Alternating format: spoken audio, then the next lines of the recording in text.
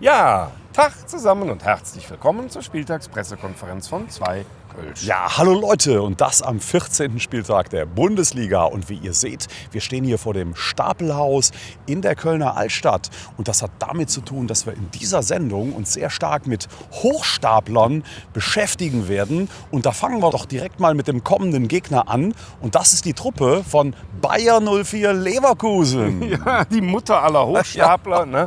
Also die wohnen noch bei Mama und Papa, lassen sich von Mama und Papa durchfinanzieren, machen Millionen Verluste bei Covid wie viele andere, lassen sich das aber ausgleichen, ja, und machen auf dicke Hose, obwohl sie wirklich überhaupt noch nichts gerissen haben. Das ist Hochstapelei allererster Güte. Ja, absolut. Und auf dicke Hose macht ja auch dieser neue Vorstandsvorsitzende, also er ist zwar schon 4 Jahre dabei, aber jetzt, seitdem Rudi Völler weg ist, macht er richtig einen auf dicke Hose und führt sich auf wie der große Bayer-Boss, der Werkself. Und was hat er jetzt zuletzt gemacht? Er hat im Doppelpass gesessen und hat gegen den alten Trainer geschossen, ihn mehr oder weniger öffentlich abserviert. Dann hat er sich fürchterlich über 50+1 aufgeregt. Also ein Typ, den wirklich die Welt nicht braucht, ist da im Fußball gelandet. Und was das Fahlerhemd Simon Rolfes von sich gibt, das interessiert den Typen auch schon mal überhaupt nicht. Der zieht da jetzt sein Ding durch und hat jetzt einen richtigen Coup gelandet mit einem spanischen Trainertransfer. Ja, der hat einen ehemaligen Formel-1-Fahrer verpflichtet, wenn ich das richtig verstanden habe. Nee, war anders, ne? Also, Spaß beiseite. Das ist natürlich eine lustige Nummer, wenn du dir einen ganz, ganz großen Namen holst, um ein bisschen Glanz wieder zu versprühen, weil ansonsten ist da ja nun wirklich überhaupt nichts mehr dran an dieser Truppe, ja?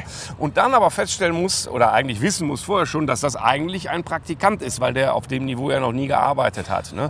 Und darüber kann jetzt auch nicht hinwegtäuschen, dass sie jetzt mal gerade gewonnen haben, einmal, ne? Ja, also das war das 5:0 gegen Union Berlin, das du ansprichst. Aber trotzdem, man muss sich vergegenwärtigen, dass diese Truppe wirklich eine absolute Chaos-Saison spielt.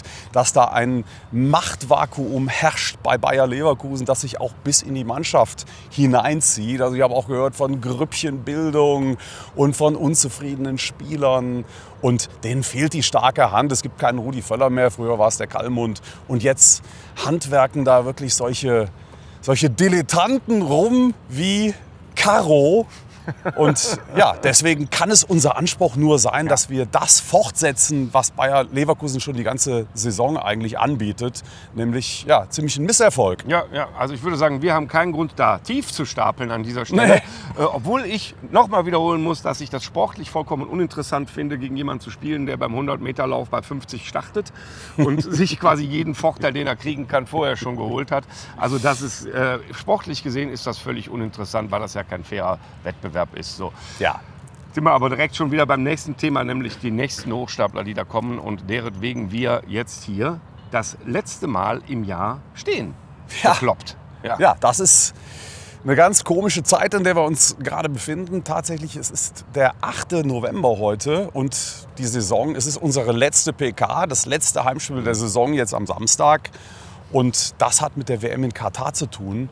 Und deswegen bleibt uns auch nichts anderes übrig als dieses Thema. Wenn wir es denn dieses Jahr noch mal aufgreifen wollen, dann müssen wir es in dieser PK tun. Und das haben wir mit den Shirts gemacht. Das haben wir mit den Shirts gemacht und machen es aber nicht in aller Ausführlichkeit, weil es immer trotzdem noch die Bayer PK. Ne? Ja. So, aber auf unseren Shirts steht: Kölle singt, Katar stinkt. Ja, ne? Also, 2 Kölsch auf 3 Punkte gegen die Pillen. Prost, Leute. Prösterchen. So, und da muss man natürlich was zu Kölle singt sagen. Denn es ist ja unbestritten so, auch wenn wir jetzt gerade eine kleine Ergebnisdelle haben, dass wir ein grandioses Jahr 2022 fußballerisch hinter uns haben. Und auch deswegen sind wir so ein bisschen traurig, dass es jetzt so Interruptus macht. Ne? Also wir haben allen Grund zu singen und fröhlich zu sein und auch zuversichtlich, was das Spiel jetzt anbelangt. Ja, definitiv. Denn ich sag mal, die Enttäuschung auch aus dem Nizza-Spiel, die schon vorhanden war, gebe ich ganz ehrlich zu. Also es ist jetzt auch verraucht und in Freiburg, das haken wir jetzt auch mal haken wir einfach ab. Ja. Und trotzdem müssen wir jetzt in den letzten beiden Spielen, also das jetzt auch noch mal als Appell an die Mannschaft, es sind noch 6 Punkte zu vergeben. Wir haben 17 Stand jetzt.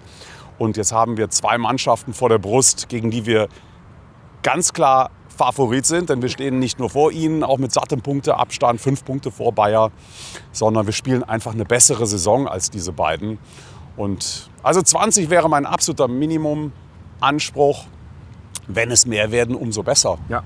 Also jetzt nochmal eine Kraftanstrengung. Wir haben ja das große Glück, dass dann die fußballfreie Zeit kommt und unsere Jungs sich auch mehrheitlich definitiv vorbereiten können, ein bisschen Pause machen, aber dann nochmal richtig ins Training gehen. Und ich glaube, dann sehen wir auch nochmal eine grandiose Rückrunde. Ja. Also alles ist wunderbar. Wir können uns schon mal einjodeln hier, ne, mit Gölle singt. Und zu Katar stinkt, äußern wir uns dann zu gegebenem Zeitpunkt. Da wird auf jeden Fall was kommen von uns, freut euch schon mal drauf. Und zum Schluss dann aber wirklich ganz klar die Botschaft, wir werden diese Spiele nicht schauen, auch nicht die deutschen Spiele schauen. Und ja, jetzt würde ich sagen, können wir in die Winterpause noch nicht ganz gehen. Nee. Frohes Neues! Am Sonntag ist alles vorbei, ich kann es echt nicht glauben. Nee. Schade. Es ist vollkommen bekloppt. Und deswegen, aber wegen der Scheiße da. Ich nicht vertiefen. Gut, Leute, wir sehen uns morgen Abend, 18:30 Uhr, ne? Im Stadion. So ist es. Prösterchen.